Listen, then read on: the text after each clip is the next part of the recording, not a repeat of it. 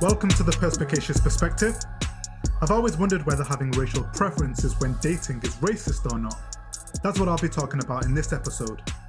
I think it's worth talking about because it's come up in conversation a few times, and I've never attempted to articulate my ideas around this and whether there can be any general consensus reached around this topic. I guess this is my opportunity. I'm in an interracial relationship myself, and I've thought about it quite a bit. I've tried to be conclusive about this topic in the past, but let's be real, we all have prejudice, but at the same time, we all have free will, and our prejudice actually helps us to select potential suitors, so it can be a conundrum, this topic at times. I do have a theory surrounding interracial dating due to both empirical understanding and observation, so I'd be interested to see if you agree with my theory. But before we get onto that, I think we should define racism first before we try to ascertain whether having racial preferences is racist or not. What is racism?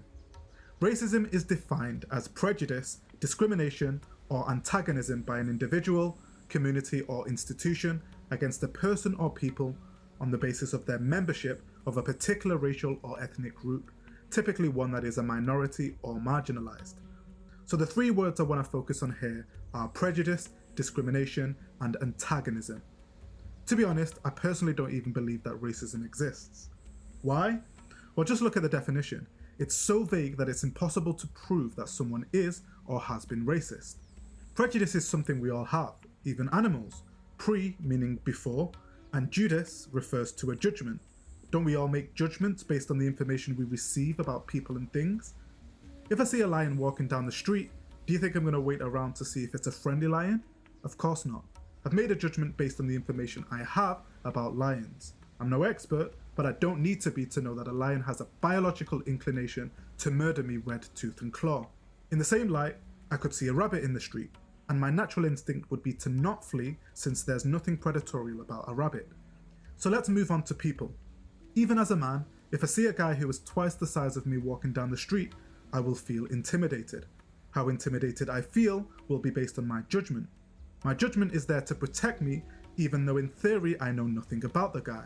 And obviously, as I glean more information about the guy, what he's wearing, how he's walking, who he's with, where he is, how he speaks, his body posture, etc., is going to tell me whether I'm safe or whether I should keep a wide berth from him. Obviously, prejudice in respect to racism is supposed to operate differently. Prejudice in a negative sense is the idea that we're making bad judgments about the people we're exposed to. So if you make an incorrect judgment, let's say about someone from a minority group, then that's deemed on a societal scale as racist, which is nonsense if you ask me. A better term for this from my perspective would be ignorance. Your judgment was bad, which means you haven't exposed yourself to enough people like the person you judged to make a more accurate judgment, and I don't think you should be punished for this.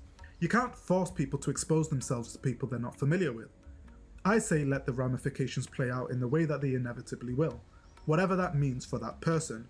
Now, discrimination can only work with prejudice for behaviour to be considered racist.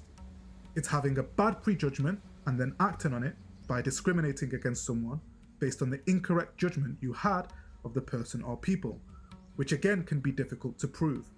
Discrimination is another thing that we all do naturally. We discriminate when we make friends, we discriminate when we play sports, we discriminate when we date, and we discriminate when we socialise. It's free will. Now, manifesting antagonism to a person or group of people based on their membership of a particular race or ethnic group is what I think most people are referring to when they think of racism. It's the unwarranted hostility shown to someone or a group of people based on what culture or ethnic group you believe they belong to, which is predicated on ignorance. Now, even though the antagonism may be unjustifiable, it's another thing that's difficult to prove. We have to first prove that the antagonism is there based on a prejudice, and that the person acted on their prejudice by discriminating against the person or group of people based on their culture or origin. There's too many hoops to jump through here, which makes it virtually impossible to prove someone is racist. And that's because, well, at least as far as I'm concerned, racism doesn't really exist. It's just ignorance. So is it racist to have racial preferences when dating? As far as the socially constructed definition, yes, I do think it's racist. Hear me out. Well, as I said, I think a better term for discrimination or antagonism based on a prejudice is ignorance. You can't know what you don't know. I'll give you an example. Before going to China, I had no idea that I would be physically attracted to many Eastern Asians. That's because I grew up in Manchester, which when I was growing up at least, there was a very small Eastern Asian demographic.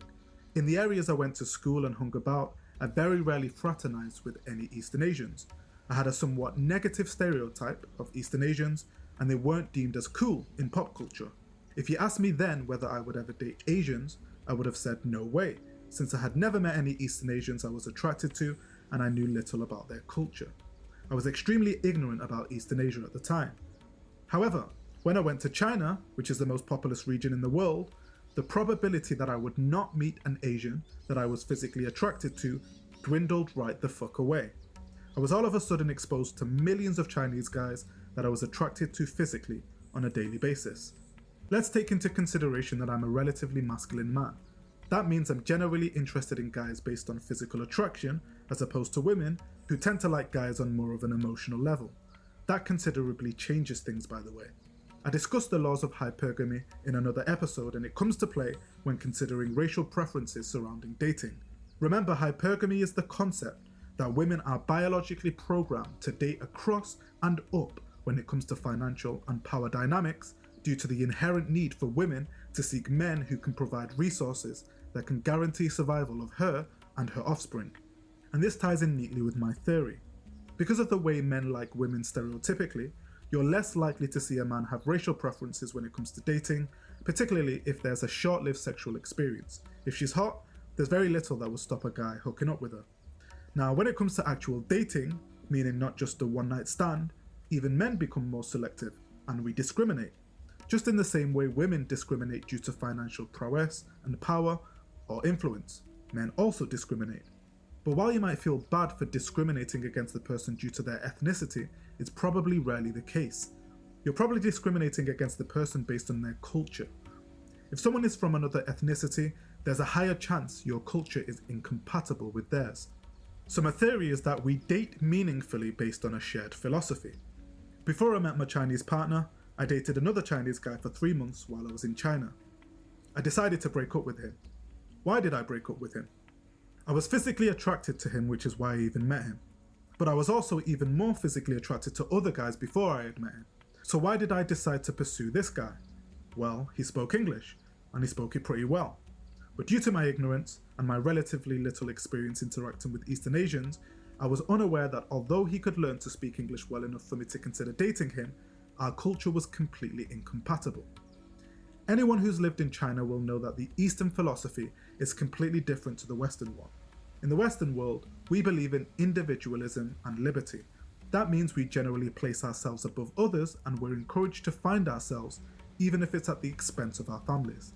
That was the experience I was having.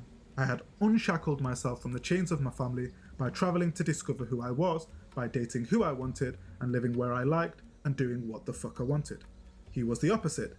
He relied on his family financially, he was happy to do so to pursue his career in law, he hadn't come out to his parents and had no intention to do so, even though he was a few months older than me at the time. His philosophy was predicated on family.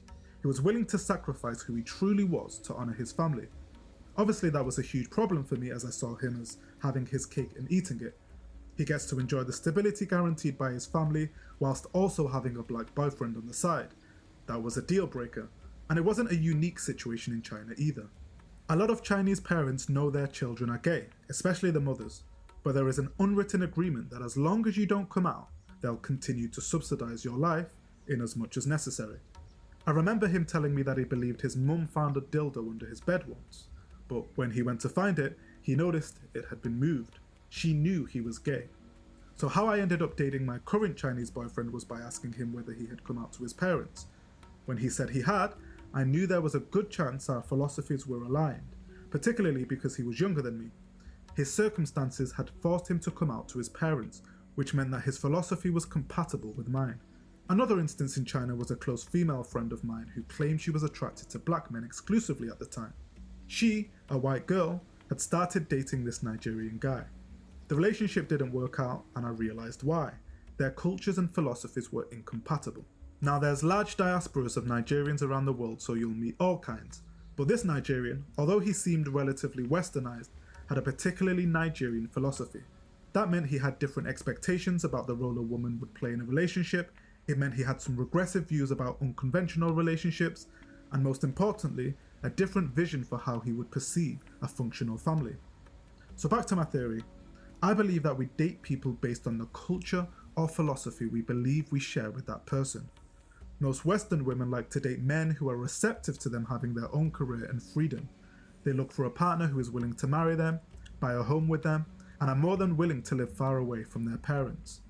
Let's take Muslims in the UK. Living with parents might be a prerequisite when considering dating someone. Muslims in the UK tend to share the same household with extended family.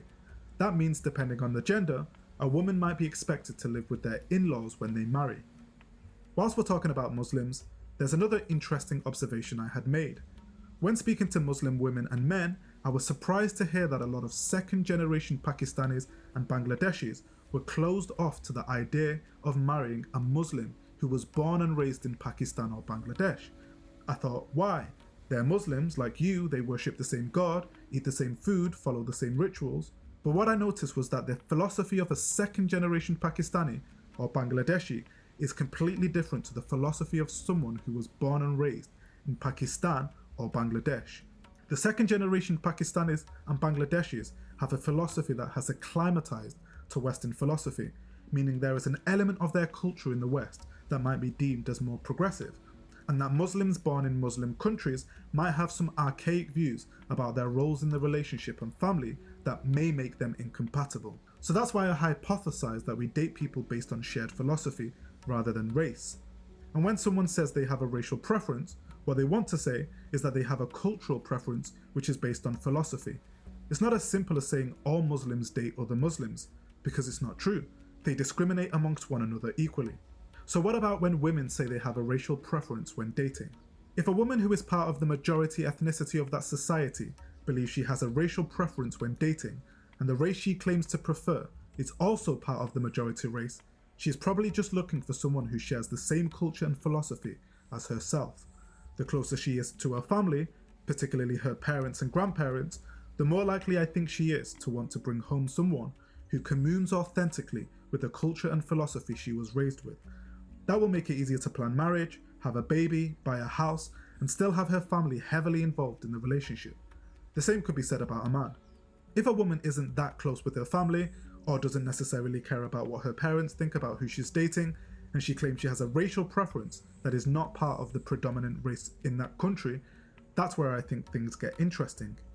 If, like my friend in China, she's white and claims to like black men, I don't think it's a racial preference, I think it's a cultural preference.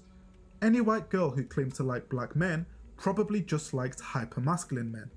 Now, hypermasculine men exist in all ethnicities and races, but culturally, it's the black race that celebrates hypermasculinity the most. So much so that black girls who manifest masculine traits are probably an immediate turn-off to lots of heterosexual men. So the culture and philosophy of a stereotypical hypermasculine black man is compatible with that of the white girl, because perhaps she feels feminine around this black guy and likes the prospect of taming this dominant hypermasculine man. I truly believe that white girls who claim they like black men think like this, and if they externalize their racial preference as black, I just think that they're inherently ignorant to the fact that there are many hypermasculine men in other ethnicities. They're probably just hard to find since hypermasculinity amongst white men in the West is not as overt. You can look at it like a spectrum. On one end is the stereotypical hypermasculine black guy, and on the other end is the stereotypical passive white guy, at least in the West. Due to culture, philosophy, dominant versus submissive roles in the relationship, a woman will naturally gravitate towards what she believes to be the most compatible with her lifestyle, sexuality, culture, and philosophy. And if she's unable, like I believe most people are, to articulate what she likes, she's most likely to attribute her preference of men to a specific race which is based on ethnicity, culture, and philosophy. Think about it. Commercial flights only existed since the 1950s. Before then, it was only the elite class who were able to travel by air. The introduction of jet airliners revolutionized travel by reducing flight time and increasing capacity. Airlines began offering relatively more affordable flights. Even then, flying was still seen as a luxury. Passengers would dress formally, and tickets were still expensive for average workers. So that means we've been emigrating to foreign countries only really since World War II. That's less than 100 years. Even though we're all technically mixed raced right now, the population of the world is going to become even more mixed raced eventually, and the idea of racial preferences won't make sense anymore. So even on a biological level, it's impossible to have racial preferences since we're all Homo sapiens and are able to procreate with one another. I say this to say that claiming to have a racial preference is based on ignorance. Innocent ignorance, if you like. But truly, you're probably attracted to someone's culture, philosophy, and sexual dynamic. I'll give you another example. If a Western white woman says she doesn't like Eastern Asian men, she probably just has a stereotype of what she believes most Asian men are like, which is probably less masculine than she claims to be attracted to compared to other ethnicities. Now, because China is the most populous region in the world, it's virtually impossible that she wouldn't find a Chinese man who is hypermasculine and possessed all the traits she's physically attracted to, let's say tall, dark, handsome, and masculine of course. But what's the chances of her meeting that tall, dark, handsome Chinese guy who speaks English fluently, shares the same culture, philosophy, and sexual dynamic? Probably a lot slimmer than meeting a white guy from the same country who is tall, dark, and handsome, who shares the same culture, philosophy, and sexual dynamic. So, what's the best way to go about it? I would say it's best not to claim to have a racial preference. Why, you might think? Well, I've noticed before that lots of people will communicate their racial preferences on dating sites by excluding the ethnicity they don't believe they're attracted to, which I find quite distasteful. How would you feel if you saw the profile of someone you were physically attracted to, who looked like they shared the same culture and philosophy as you, who stipulated on their profile, no Asians, or no blacks, or no whites? Wouldn't you feel offended? To be honest, it's probably just a loss for the idiot who put that on their profile, since they're losing potential opportunities to connect with people who actually might be compatible with them. But I say this to say that if you externalize your ignorant thoughts in this manner, it's ignorant and distasteful. There will be many opportunities to communicate your dating history when dating, which ethnicities you've predominantly dated in the past, what ethnic group most of your friends and family are from, which ethnicity and culture you feel most resonant with, and so on. But you shouldn't let it limit your dating pool. If you do, it just makes you look ignorant, and you're likely to get away with it if your culture and ethnicity is predominant in the country you're living in, and the person you're dating is from the same culture and ethnicity. You're also likely to get away with these ignorant externalizations if you only allowed yourself to be exposed to people who belong to the same ethnicity and culture as you, even if it isn't the predominant one in the country that you're living in. But it doesn't make it right. My intention here is to give you food for thought for how you communicate what you think you're physically and emotionally attracted to. That it's most likely not based on race, so rather than coming off ignorant and closed off, you could consider how you communicate your dating preferences. Is it not more educated to communicate the characteristics you like to see in your potential suitor rather than their race? Is it not more cultured to not use language that discriminates when talking about your dating preferences? That's all I'm saying. Let's talk about Umar Johnson for a minute, a prominent Pan-African activist who is controversial due to some of his criticisms of interracial dating and marriage, particularly between black men and white women. He believes marriage is an economic institution and opposes black-white unions on the grounds that white spouses, often from higher socioeconomic backgrounds, can inherit black wealth and not reinvest it in the black community. In a 2022 interview, he controversially stated, "No interracial relationship is acceptable. Why would a black man need to build a family with anything other than a black woman when you have so many black women available?" Now, although Umar Johnson does have some interesting perspectives, I think is far too conclusive when it comes to interracial dating. Think about how hard it is to date without the racial discrimination. The divorce rates prove that there's nothing easy about finding a lifetime partner. The reality is that African American men dominate the top wealth tiers in America, both in number and in total net worth, compared to African American women, due to the wealth gap between African American men and women, and due to the opportunities afforded to African American men, particularly in sports like basketball and American football. That means that the likelihood an African American man is going to find a black woman who shares the same culture and philosophy is much slimmer, as now the nouveau riche black guy is part of the coveted 20% due to the Pareto law of distribution, which I also mentioned in another episode, which dictates that 80% of the women will now be competing for the top 20% of men. that means black women will only make up 13% of what he can select from in America. And since white people make up almost 60% of the population, there's a higher chance the black guy will find a compatible suitor who happens to be white. I hope this episode has given you something to think about. If you enjoyed it, subscribe to hear more topics like this. Until next time.